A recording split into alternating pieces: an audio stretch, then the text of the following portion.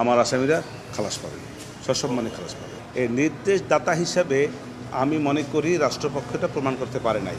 কেন পারে নাই তার পিছনে আমার বক্তব্য হলো এই যে অডিও এবং ভিডিও রেকর্ড দ্বারা তারা বলতে চাচ্ছে যে আমি নির্দেশদাতা। সেই অডিও এবং ভিডিও রেকর্ডগুলিকে শুধু একজন দ্বারা ওনারা পরীক্ষা করেছেন, রাসায়নিক পরীক্ষা। এই ফরেনসিক পরীক্ষাটা যদি আরেকটা প্রতিষ্ঠান দিয়ে ক্রস ম্যাচিং করা হইতো তাহলে আমি এখানে বিশ্বাস্য মনে করতাম।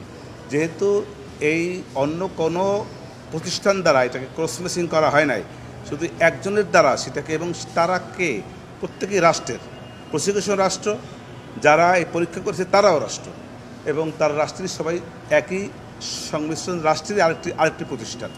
অতএব রাষ্ট্রের সঙ্গে রাষ্ট্রের যে প্রতিষ্ঠানের একটি যা চাইবে সেটাই দিবে, এটাই স্বাভাবিক কথা।